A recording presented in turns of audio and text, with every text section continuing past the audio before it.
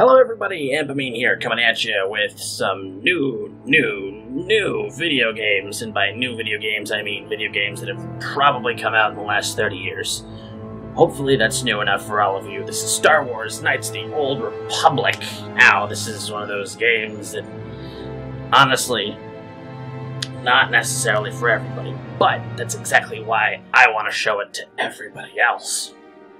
Because this game was based on the Dungeons & Dragons 3.0 system, more or less. There are some differences, but more or less Dungeons & Dragons 3.0 rule set. And I think that's cool. I think that's really neat, and of course, it's friggin' BioWare. Really, you can't go wrong with BioWare stuff, because it's BioWare. This is actually part of an experiment of mine. I'm going to try running to maybe 3 Let's Plays long and all at the same time. So we'll see how that goes. Actually, I shouldn't call them Let's Plays, because they're not Let's Plays. Let's Plays are about 3 or 4 notches of quality above what I'm doing. Basically, what I'm actually doing is yelling about random shit like ham sandwiches while I play video games, and then showing it to other people.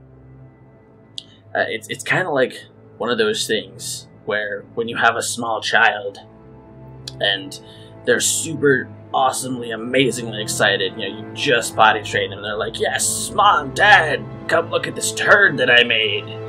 Isn't it awesome?" And like, you don't want to crush their spirit. You want to encourage them. You want to make sure that they keep not pooping on the carpet. But, internally you're like, "Oh, that's the exact same shit that everybody else makes, but whatever. Good job, Timmy." That's what I do. Now, without any further ado, and without any mentions of ham sandwiches or turds, let's start ourselves a new game. Now, since I like having a player avatar, why do I always forget the word? This is the worst thing that happens to me.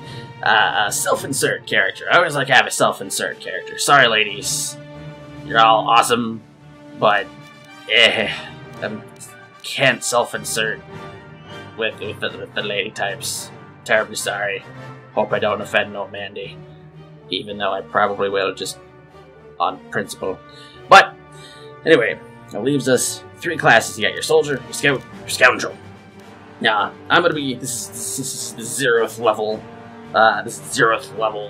actual episode. I'm gonna be explaining a bunch of shit, making sure that everybody's on the same page when I'm playing this. So, if you don't really give a crap about your character attributes, any part of the creation or planning that I'm going to be doing, then yeah, just probably going to want to skip this one. Just putting that out there right now, because I don't want people to be like, "You made me sit through 20 minutes of you explaining what a wisdom score does, and you didn't actually fight anything." So yeah, just making sure. Alright, so in general, the soldier, scout, and scoundrel are your Star Wars-ized versions of the fighter, the rogue, and the ranger. Fighter is a fighter. He's got big weapons. He hits things really, really hard. Rogue, he's got a lot of skills. They can do a lot of neat things. They can be sneaky, and they can do extra damage when they feel like being a total bunghole and sneaking up on people and stabbing them in the kidneys. Rangers can pretty much do a little bit of everything. They could cast a little bit of magic, sort of, generally, from what I recall, they just pull from the druid spells, but it's a limited subset of the druid spells. But anyway, so yeah, you can cast a few spells, you're pretty good at range, you're pretty good at melee, you're an all-arounder. Now, in this case, I'm gonna go with the male scout, because as I progress through this game, there are a couple choices, well, really one choice that I'm going to need to make that's going to affect a lot of things. And with the way that I like to play, I'm going to be, well, I want the scoot. Let's make a custom character, portrait, Let's see, since the self-insert. See, none of these are good because none of them have that like ghostly white, pale as death sort of appearance. I don't know. I guess no, my hair's not that long though. No, that guy's pretty pale. And that guy's pretty pale. That guy has more of my hair, though. Sort of. And he just, in general, looks slightly angry. So let's go with this guy.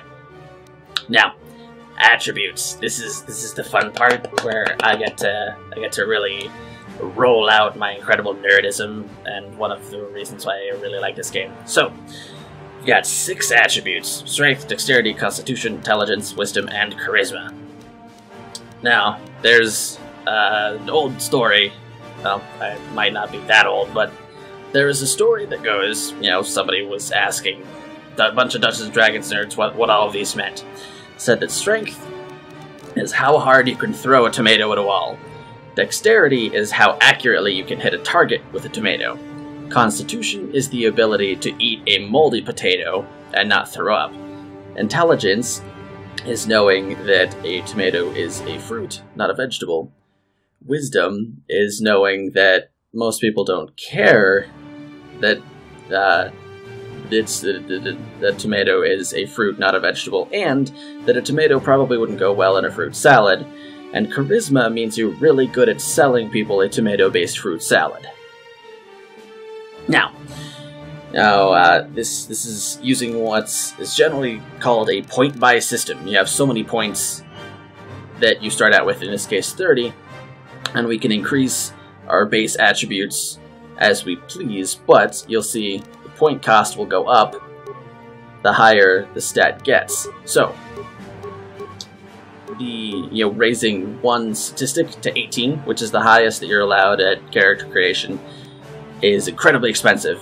I've already spent more than half of my actual character creation points, so it's generally not good. Now, for my purposes, I'm not gonna have anything below 8. I mean, anything below 10, actually, because at 8 you have a -1 modifier, which isn't good. Basically, your actual attributes don't matter at all. It's the modifiers that you care about. As your attributes go up, the modifier does increases accordingly. Now, anytime that you make anything that involves random chance, you're going to add or subtract various numbers. In this system, you roll a 20-sided dice, numbered from 1 to 20. And so, for example, if you're trying to move an incredibly heavy object, you would roll a 20-sided dice and add your strength modifier. So if you have a strength of 8, you would actually subtract 1 from the result. Now, if, for example, it was an incredibly heavy boulder, you would need to meet a difficulty class, or DC, of, say, 25 or 30. So, unless you're absolutely Herculean, you have massive Herculean muscles, you crazy strong, known throughout the galaxy for how frigging amazing you are at lifting heavy things, you're not going to be moving that thing. But, in general, as stat goes up, modifier goes up, the higher the modifier, the better. So when things are left at 8, like this, they have a -1 modifier, so you end up with crappier chances at everything. So everything is going to be at least 10. Now, I'm going to put intelligence at 11 for a specific reason that's not going to come into play for a pretty long time, but it's going to be important. I'm going to put another point into constitution, because I don't know, everybody likes the hit points. And then, if I've done my math correctly, I can do this and that. Haha! Yes! I have spent every single one of my points. So, you'll see that I've gone with dexterity and wisdom. With the general areas of character design that I want to go down, these are going to be the 2 most important statistics that I'm really going to be using. Strength is almost exclusively used for melee weapon damage, and I'm probably not going to be using melee damage or melee weapons all that much, so don't care all that much about it. Dexterity is pretty important, because dexterity gives you a higher armor class, or AC, which makes you more difficult to hit, and it also affects how likely you are to hit your enemy.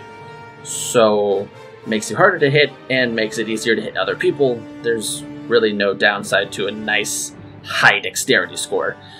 Constitution, you'll see that Constitution and Intelligence are leaving at odd numbers. Odd numbers mean nothing. You'll see that I have the same modifier at 10 as I do at 11 Constitution. It only changes on an even number. However, there are certain things that you can do to increase attributes, make them larger, and in this case, the Constitution bonuses that I'm going to be getting is an odd number, so an odd plus an odd is an even. So I want to make that an even. Intelligence, I'm making 11 because there's a little skill point type of doogie that I want to do later down the road, but I don't want to put too much into it, so I just want that one single point so I can finagle everything out. Wisdom! This probably isn't a spoiler by now, but you become a Jedi later on, and higher wisdom score means you have more force points, and it also makes your it also makes your Jedi powers much more difficult to resist. So I want lots of that. Lots and lots and lots and lots and lots and lots and lots and lots of that. Charisma is, unfortunately, like a lot of the time in, well, I would honestly say a lot of the time in Dungeons & Dragons 3.0 and 3.5 is the dumb stat. It's the stat that nobody really cares about at all. It's not necessarily useless, but the general situations in which it is useful are few and far between, and even then, it's not guaranteed that they'll work, so you just kind of push charisma off down to the side there and stop caring. Yeah, so those are my statistics. Now you'll see that these two numbers, these are my derived statistics. These are, for some reason, they're called VP, Vitality Points. Apparently HP for hit points was far too unsophisticated for the people at LucasArts. So, yeah, they just had to call it something a little bit different to stand out. But it's the exact same thing as any traditional hit point system. You've got so many, when you fall to 0, you die. Well, you don't die. In this, when you fall to 0, your character just collapses, goes blah, and they're taken out of the fight. You can get 3 party members, and up to 2 of them can pass out at any given time, and if you win the battle, then they each get up at one vitality point. However, if all 3 of your characters go down at the same time, you lose. You lose bad. This right here, this is my armor class. This is what I was talking about when I was yakking all over about the dexterity bonus. Now, the general rule is that the higher your AC, the more difficult it is to actually hit you. It's a combination of a bunch of different factors, because it's an amalgamation of a bunch of possible things that could happen in a battlefield scenario. For example, you could be wearing incredibly heavy armor, and somebody hitting you with a sword is just going to ping right off that armor. You know, it's far too strong to even notice something like a sword hitting it. Or it could also represent something like your ability to dodge. You could be incredibly fast and reactive, and instead of just letting somebody slicing at you with a sword, instead of just letting the sword bounce right off your armor, you can dodge out of the way. So it's a nebulous, just sort of conceptual thing, conceptual numerical representation of how difficult it is to actually hurt you. The higher this is, the better. Alright, so now we get to do all of this skills nonsense. Generally, I'm not going to go too in-depth But computer use lets you do neat things with fewer computer spikes. You need computer spikes to do various things, hacking into camera systems to see what's going on in other rooms. You can unlock doors, you can make things explode, which is pretty cool. And, you know, this is general all-around nice thing to have. Demolition's not super duper useful, because it, as you can see in the description, it only applies to mines. It only applies to mines. And mines, somebody might have a use for them, but I don't find them useful at all. Ever, honestly. So I pretty much ignore that always. Stealth is one of those things where I absolutely hate it. I know that there are some people who absolutely love stealth builds in this game, and they can make them work super effectively. But the way that it works and the weirdness that it has going on with the awareness checks is just... it's too much work for too little reward, in my opinion. So I will not be putting a single point into stealth this entire game. Honestly, stealth and I generally aren't on speaking terms. We're basically like the two roommates who had like a moderate fight a day ago, and they're just at that point where they're acknowledging each other and they're not really that mad still, but it's still kind of uncomfortable because of the things they said earlier. And that's how Stealth and I tend to get along. Just like the, hey Stealth, I'm gonna make some pizza. You want some? No? Okay, well I'll be in my room while it cooks. Bye. That's my relationship with Stealth. Awareness, also kind of useless. It's used for two things: detecting people in stealth and spotting mines. Now, as far as I understand, and I've actually done reading about this, there's not a single enemy in this entire game that uses stealth. Not a one. So, it's actually only used for one thing, which is detecting mines. And there are NPCs that have awareness at a very, very high level. And if one person spots a mine, everybody spots the mine. So, I'm gonna probably keep this at 0 and just take advantage of my NPCs. You know, being cool people. Persuade is an interesting sort of skill. You'll see up here that it says it's a cross-class skill. Basically, that means that instead of putting 1 point into it, taking 1 skill point, putting 1 point into it takes 2 skill points. So what I'm actually going to do is, again, not really much of a spoiler, is when I become a Jedi, that's going to become a class skill, so I'm going to start saving up skill points to put into Persuade after I become a Jedi, so I can make the skill points that I put in there much more effective. Basically, you can roll Persuade to have something come out better in your favor. You can get better quest rewards, or you can, say, fight fewer enemies, or convince someone that you're allowed to be where you are, even if you're not actually supposed to be there, that sort of thing. Repair is practically useless for player characters, because it's used to determine how many excuse me. It's used to determine how many repair parts you need to fix various droids, but you can still do any of the repairs to any droid you encounter, so long as you have sufficient parts. So every 4 ranks in repair reduces the number of parts you need to do an action to a droid by 1. And that's absolutely... again, I wouldn't say absolutely useless, but it is so supremely situational that it is really not worth putting points into repair. It becomes much more important for droid NPCs, however, because the higher their repair, the more health they regain when they're using repair kits, which is basically the droid version of a med kit. It returns some of their VP. I'm honestly going to use HP and VP interchangeably, so...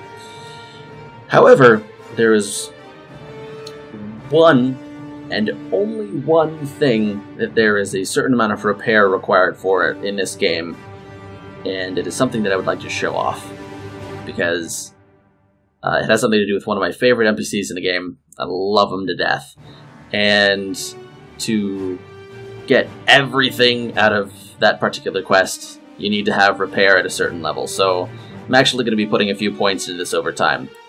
Security is absolutely useless. Absolutely useless. There are a total of 3, count them, 3 doors that you cannot simply smash open. And 2 of them are in the tutorial stage. So the only reason they exist is to teach you how to switch characters and how to get other characters to use their skills respectively. And the other one, as I recall, you can't. It's a scripted sort of security thing where you can use security on it. You can't bash it open. You can use security on it, but there's some sort of computer access nearby that you can just run in, murder everybody, and use the computer and open the door. So there is absolutely no situation where security is honestly useful at all. So again, 0 points into that. I would recommend never ever putting points in security for any of your characters. Treat injury. Now this is one of those things that's kind of, it's something you want to put points into, but you don't. Treat injury is it's a one-trick pony. The more ranks in treat injury you have, the better you are, or the more VP you heal when you use a med pack. However, later on in the game, when you start being able to use forced cure, it's far less useful than it is in the early game. However, it does make the early game much simpler if you don't have to stockpile bajillions of med packs all over the place.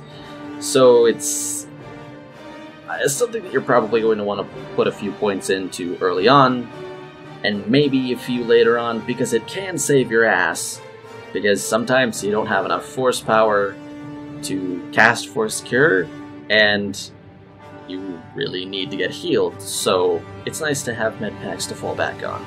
So this is one of those ones where, alright, pretty useful. So what I'm going to do here is I'm going to put 4 ranks into computer use, because computer use is the same as repair, where every 4 ranks you put into it, you reduce the amount of spikes needed to do something by 1. Then I'm going to put 4 into repair, and I'm going to put 2 into treat injury, and I'm going to save the other 2 for later. This is, as far as I recall, the only time you're actually allowed to save something for later. If you don't spend all of your skill points, you can save them for your next level up. And that's... I'm going to start stockpiling skill points for Persuade, because once that goes from a cross-class skill to an actual skill, I'm just going to dump all of the points that I saved into Persuade. Because, I don't know, because I'm a cool guy that way. And min-maxing. Now Feats. I could go on about Feats for days. Probably not days, but I could probably go on about Feats for many minutes. Like, much minutes. Basically, a feat just gives you something neat that you wouldn't otherwise be able to have.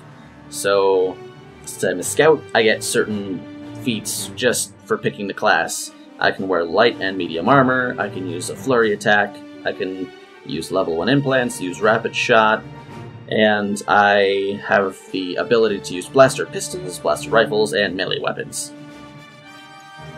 Now, character creation, we get one feat. And as you can see, there are quite a few feats to choose from. They vary in usefulness. Some of them it is literally a complete waste of a feat to actually take that said feat. And depending on which classes you take, feats can be pretty rare. So feats are not something that you just want to throw around carelessly. You want to pick and choose these very, very carefully. Now, for the way that I'm going to be running this character, I know exactly what I want to start with, and that's dueling.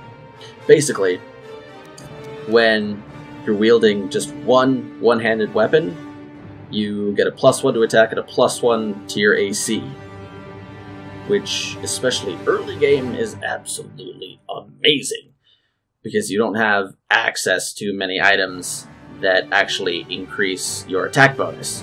So anything that makes you hit people more often is awesome. And this is also going to come into play later on, once I become a Jedi, because the class of Jedi that I'm going to pick is not combat focused. It is, well, I should say that. It is not direct combat focused. It is more focused on force powers. So I want to be able to use the AC bonus to my benefit, and since deflecting blaster bolts is not a defensive thing, is it actually an offensive thing? It's an opposed attack roll. For example, if somebody shoots at a Jedi with a blaster, they roll a 17. If you manage to make a quote attack unquote, it's not a true attack, but it's treated like an attack. If you manage to make an attack roll of your own with your lightsaber at an 18 or higher, then you successfully deflect the blaster bolt. So actually having that extra +1 to attack is also going to benefit me far down the road.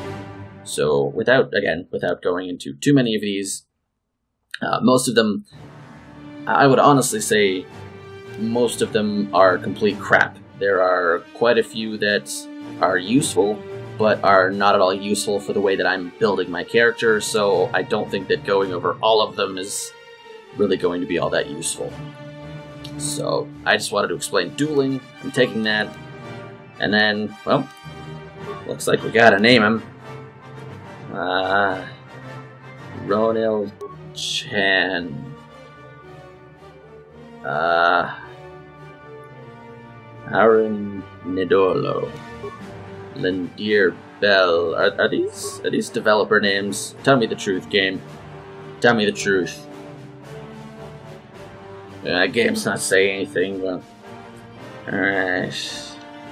Let's, Leon... Amine. There we go. Perfect. Alright, so now, all we have to do is click play, and our adventure will begin. But that's going to have to wait for the next episode.